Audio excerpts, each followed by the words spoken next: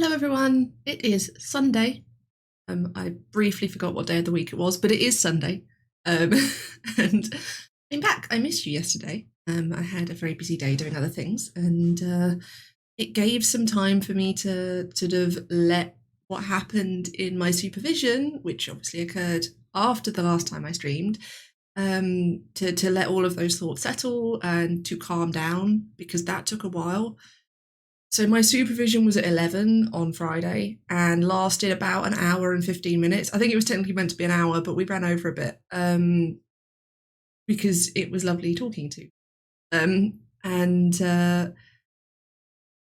the quick version is it went really, really well. I'll give you the longer version in a minute, but basically it went so well that I was left completely dazed for the rest of the day. I just couldn't focus on anything. Not work, not leisure stuff, nothing. I just had no brain.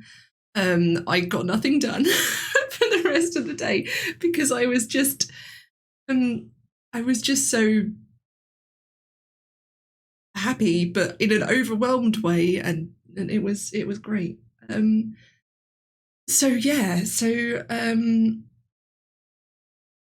think I've covered this before, but I'll go over it a bit again because I think it is quite relevant here. So the way supervision works for dissertations for my course, I was going to say for my university, but it might be different in different departments, because obviously different departments work very differently in terms of, and even different courses work differently in terms of how they're structured. But for me, what I get is 3 hours of supervision to be assigned as I and my supervisor see fit through the course of my project.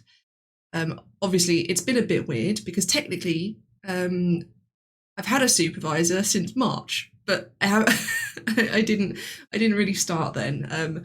So until now, all of our communication has been via email, and we haven't really gone in depth talking about what I'm doing.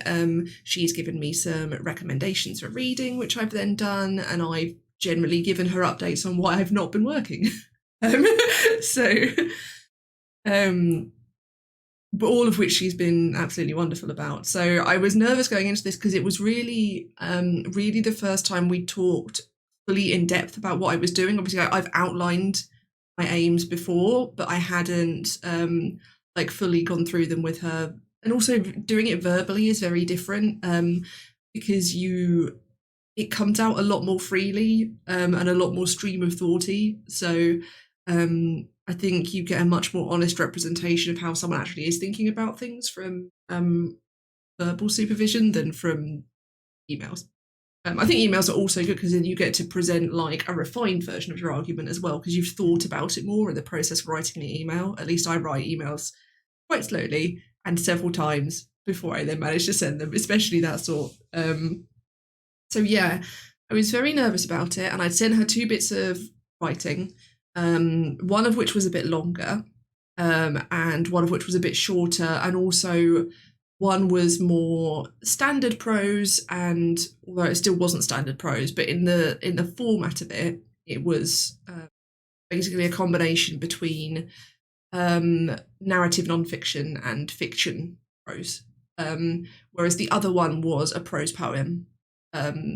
So to sort of showing the contrast between those two. And I mean, I felt like I was going to vomit going into this supervision, and as soon as I got there, that very quickly settled down, and I was doing a lot better straight away, because we actually didn't talk. We went in and initially started talking about chronic pain, because that's the last thing I'd emailed her about, is also to say, oh, in addition to all of this stuff I've already told you, I've also got this problem.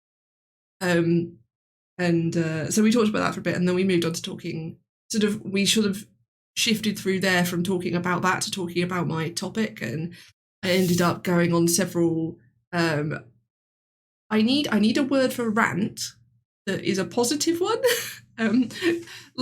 really excited tangents about the unexpected overlap between studying LARPing and studying illness narratives, which is the thing I've talked about before, about them having the same problem of putting across a narrative that it would be considered incoherent, and the same solution potentially of using fragmented and episodic narratives, which is what my piece is doing, which is a hybrid form.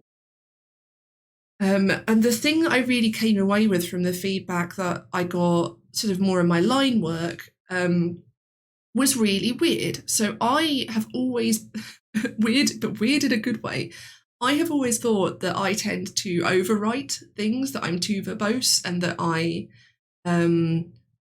just put too many words into things. That is exactly what verbose means. I'm not sure why I felt the need to repeat that, but you know. But what she was picking up on is that in what I'd written, there were all these details where she wanted to know more. And one of the ones that really struck me was in one of the pieces I talk about being in therapy. And she said, I'd like you to describe the room here, and you don't. And I said, well, actually, I don't describe the room because most of my experience of therapy is with me sitting like this. And for those who are just listening, I'm just sort of sitting in my chair looking down at my legs. I'm not looking at the room around me. I can't make eye contact with people. So it's that's why I think I tend not to include place, because a lot of the time, and it's not just in that situation, it's in any situation outside, I'm not looking at my surroundings. I'm curled in on myself, trying not to look at my surroundings because it's full of people. And that, I think, is a really good example of a really visceral thing about the experience of having anxiety and an anxiety disorder, because it's a thing that I don't notice. It's weird to me when I do make eye contact with people now, because I'm starting to be able to. I find looking at people's faces when they're looking at me really uncomfortable, and I try not to do it. So I don't look up and around a lot of the time because it's a problem for me. And she was saying she wants me to explain that because that's incredibly interesting, because it's a gap, but it's a gap with a reason that isn't what the reader would expect. And the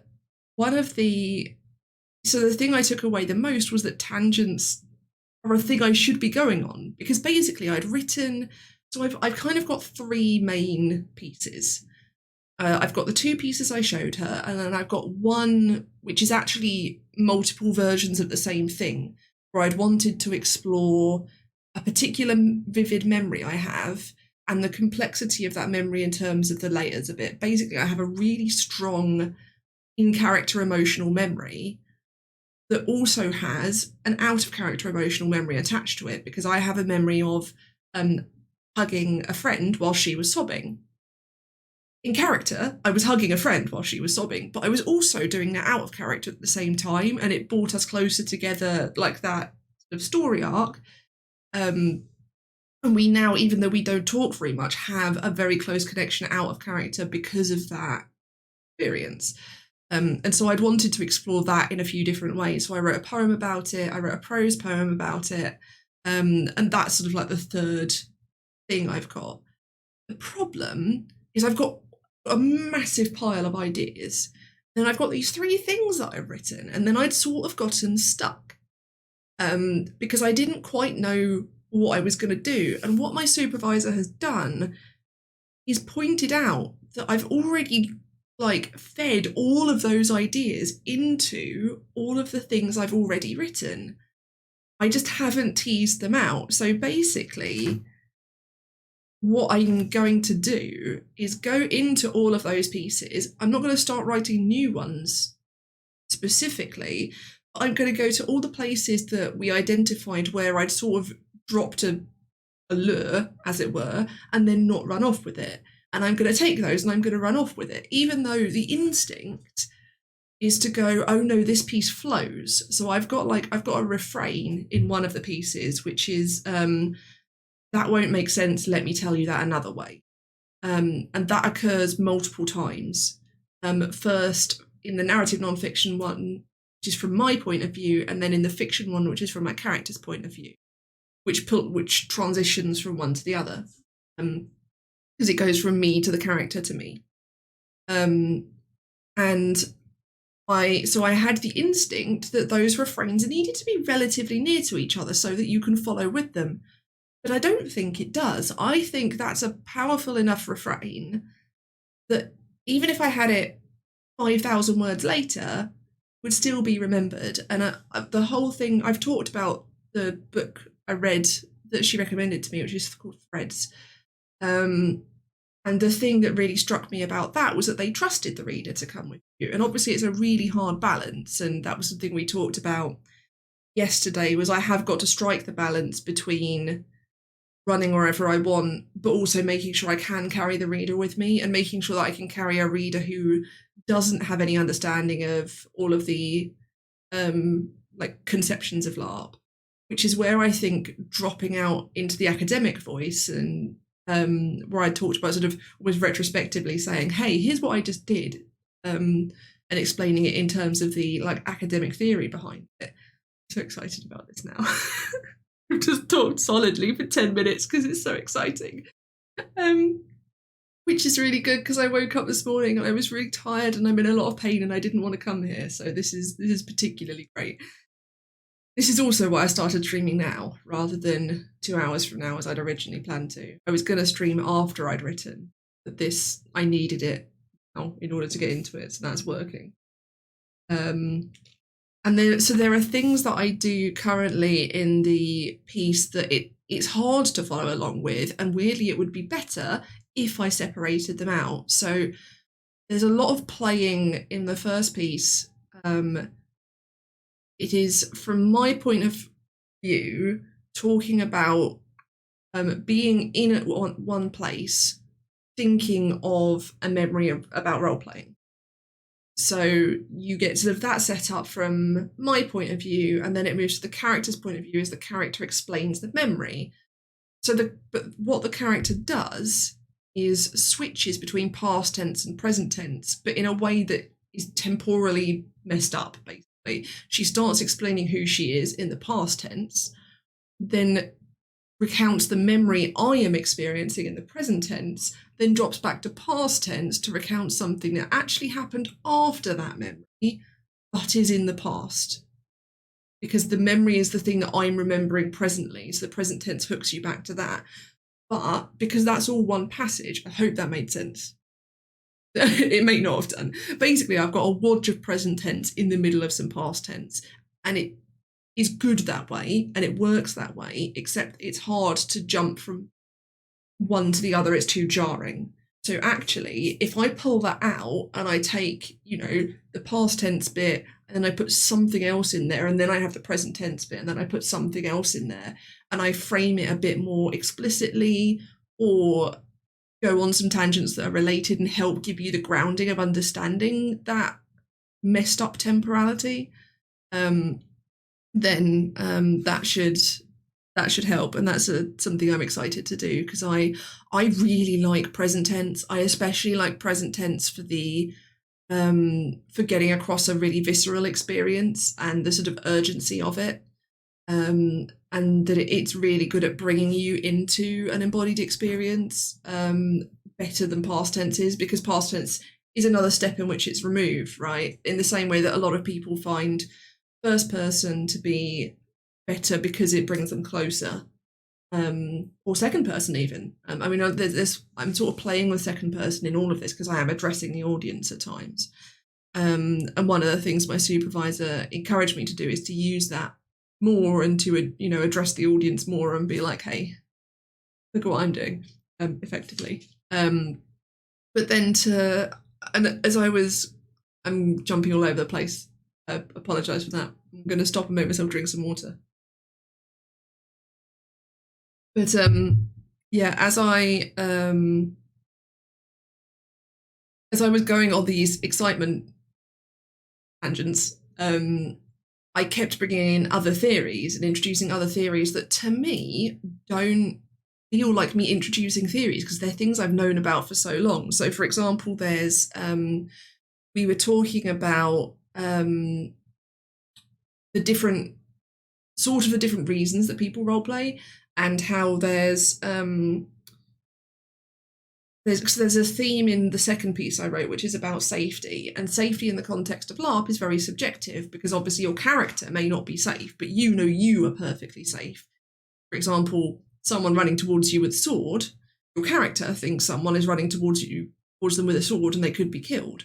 But you know, our character, that the sword is actually a safe weapon, that it's mostly made of foam, that the person, when they hit you it, assuming they're following the rules of your game, is going to like tap you with it rather than hit you. And obviously there's an element of trust in there. That safety is based upon trust, but it's still a structure that gives you safety. And that this sort of plays with that, but then there are some kinds of LARP that play with that even further, especially if you go into Nordic LARP, where there are games that are specifically designed to address really horrible things, to see what happens to you emotionally in the process of addressing that. There is one, and I'll give you, mute me for a bit if you don't want to hear about a game related to sexual assault. It won't be very long. I'll give you a thumbs up when I'm done. So there was a game held in the Nordic LARP scene, probably quite a while ago, because a lot of the stuff I'm reading is quite old. And by quite old, I mean like 10 years old. There was a game that explored the aftermath of a gang rape, and had people playing the victim and people playing the rapists and people playing like the people that appeared at the same time. And it was all consensual on a LARP context, but obviously you've got that issue of consent in the LARP, the game world itself, and there's the lack of safety there, but you know you're safe out of character. But then you also don't know for sure, because you can never be sure how a game is going to go. So games like that play a lot more with the sense of safety. Good to unmute me now. And that reminded me a lot of a drama theory that I learned when I was doing my A-level in drama, which was by Antonin Artaud, and he has something called Théâtre et son double, which translates to theatre and its double, but is also called theatre of cruelty. And the idea is basically that you do horrible things on stage to exercise them from yourself. You explore those dark parts of yourself in order to get them out of your everyday self and put them somewhere, sort of acknowledging that all humans have the capacity for terrible things and saying, okay, let's do something about that, let's put it here. But obviously the plays you produce are really horrific, and we actually did one in my A-level drama, yes, so I was 16 and doing this sort of thing. But it was really, I think it was a really good thing to do with us at that age, because I think at that age you're very aware, increasingly aware of the bad things that not just you but other people can do, and that's really interesting in the context of LARPing, which I say all of to bring us back round, because that's the sort of theory that to me it isn't obvious to bring in, because it's just a thing I know, but actually bringing it in explicitly will be a really positive thing, because it will help build on that. Which does mean I've got to go downstairs and get my copy of Theatre and its Double, which I know I've just got in the original French. I don't think I have the English translation. So that, I think my French is probably good enough that I can find the sections that I need to request them from the library from an English translation, because I don't think I can. I mean, I could reference the one in French, because there's no rule saying that all of my project needs to be in English. Like I can quote things from French. But yeah, and then a lot of the other stuff that she wants me to do, which is more sort of line worky, piecemeal stuff rather than going on full new tangents, is exploring things like, so I mentioned panic attacks. Panic attacks are very different for different people, and going into and exploring the sort of explicit form of my panic attack, and that sort of thing. And yeah, that there's a lot of things that there's opportunity to flesh out, and that she wanted fleshed out, and it's so weird to me, because I'm writing about myself. I always think of my own narrative as uninteresting. I recognise that it's dramatic, but I don't. I have a block in terms of thinking it's something people want to know about, basically. So there's that comes through in my writing then, because I don't explore things in the same way that me talking about descriptions of places doesn't happen, because they're not as relevant to me, my experience of the world, that sort of thing. Oh, if I've got my notes in front of me, so I'm going through them, seeing if there's anything else. There's a few phrases that she really liked that she wanted me to unpack a bit more and to use a bit more, and some of the bits just to slow them down, because I have a tendency, actually weirdly, to then write too fragmented, where I thought I was overwriting. I'm actually then going too fast, and I've really noticed this actually from. This is one of the ways that writing fan fiction is really helping my academic and creative writing, because I've noticed that I write a lot of one-shots, which is basically effectively a short story in fan fiction terms, but it doesn't necessarily need to be short. You can have a one-shot that's 50,000 words long. It's just it will be all one chapter. So I write a lot of one-shots, and my one-shots can be quite jumpy in a deliberate way, but that I then end up doing that instinctively. And I found that where I've started writing, I've been writing a sort of longer, traditionally chaptered story, and I've found that I'm writing a lot slower, and I am describing place a lot more. And I think that's happening because I'm doing it from the point of view of a video game character, where I can see the world around me, and I do look at the world around me because I'm not anxious about the people in the video game, that sort of thing. But yeah, so I've got a lot of things to unpack. I don't know which ones I'm going to start with. I might just start with a simple one, like going through and doing I'm describing a panic attack in more detail, and just sort of working through all these notes I've got and slowly teasing them out. And the more I do that, and the more I'm thinking about that, the more, when I'm then continuing to read stuff, I'll start to see those connections. And I think I need to get more specific about writing those connections down. Obviously, I'm talking about them a lot here. So it might be that actually I watch or listen to myself talk and spot where I've made a connection, and then I can bring that connection and actually write that connection into my dissertation, because that's basically what we're talking about aiming for. That's exciting. And it's also very comforting, because because I had gone this sort of block and not really knowing where I was going to go, and now I've got so many places to go that I don't know where to go. And yeah, it's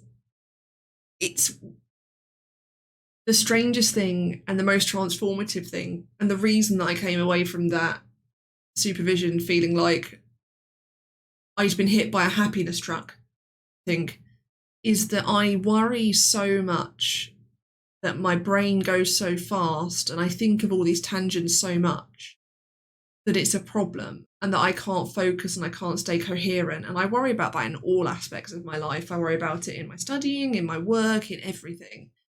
For all that I'm a very introverted person, I'm also quite an excitable one. I realise that's sort of a bit of a conflict, and I think that's why I end up worrying about it. But to have that be picked up on as the thing that's really good and really positive, and the thing that I need to use, is just amazing, because it's so validating. And I tweeted after the supervision, when I'd finally managed to form a coherent sentence, it's like all of the worries I've ever had about my writing have just been very gently healed, like in my soul. And it's because someone has basically said, these things you think that are problems are actually your strengths. And that's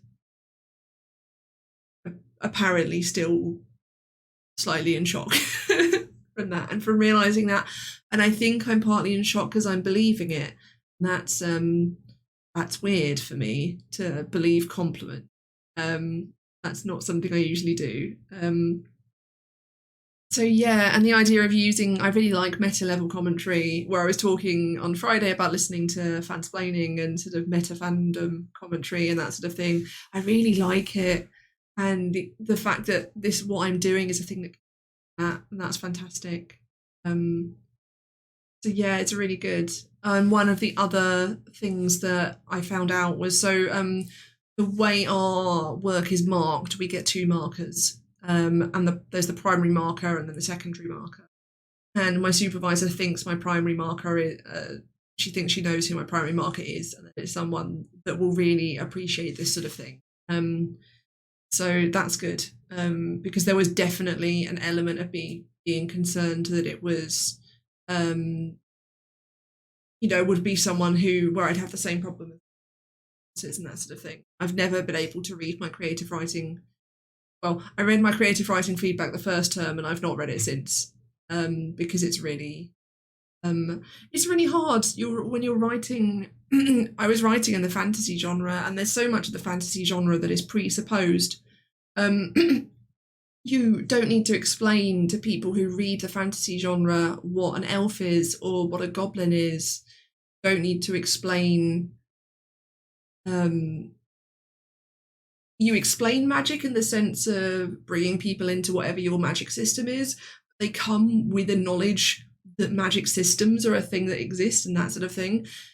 Whereas I then took that to a class of people who've never read fantasy for the most part, who were all like, what is this? I don't understand what's happening, because they couldn't follow it because it was written like the entire genre is written, where you have some knowledge of that already. So, and that made my marking and feedback difficult because it wasn't marked in the context of that. And I don't think that's unfair. I think that's probably, how they have to mark things. Theoretically, you should be writing to put it across to all readers. I don't actually think that's how you should write. I think if you were trying to write expecting everyone to like your book, I don't think your book would come out. It might come out coherent, but I don't think it would come out with a clear style or message, because you'd be so worried about making everything universally applicable. Yeah, so it was really good, and now I just have to do something with it, and I'm a bit nervous about it. I think also because I am in a lot of pain. So maybe I think the thing to do, because the thing is, I could get up to 6,000 words, which is my target for the end of this month. I could get up to that just by doing these things that are written down here easily. I'll probably pass it through that because the whole point is to go on tangents, and a tangent could be quite long and it could lead into another tangent. So I really don't need to worry about doing everything at once. I can just pick one of these things, and I think I've thought about picking the description of panic attacks, and I had an idea for that about dropping into a very academic voice to represent dissociation or dissociation. I can never pronounce that word. One of my primary symptoms, and I can't talk about it properly. To use that as a way to make the reader dissociate effectively from going from narrative nonfiction into suddenly an analytical academic voice. And I think I'll do that one today, because that it will be a nice paragraph or two. It won't be vastly long. It gets me one of those things and I have a clear idea about it. I think that's what I'm going to go and do now.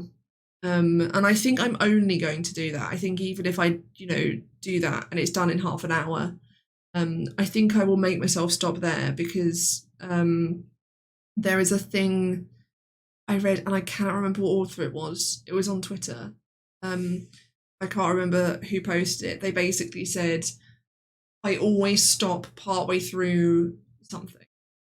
So if they're writing a scene they're really excited about, they stop halfway through that scene. So when they get there the next day, they're in something already, and there's none of this, oh, I've got to start sort of thing. So I think that's another reason not to feel I've got to do all of this at once. I also can't do all of this at once. I'm literally only capable of typing one thing simultaneously. But yeah, so I'm going to go and do that, and I will see you all tomorrow. When am I streaming tomorrow? It says about 3 p.m, but we'll see what I manage to do. And I think when I finish this week, I'm actually going to start telling people that I'm doing this, rather than just like stealthily creeping onto Twitch and doing it, because I think I'm confident that it's a good thing, and that what I'm saying is coherent and interesting now. So yeah, I will see you all tomorrow. Thank you very much for watching, and have a lovely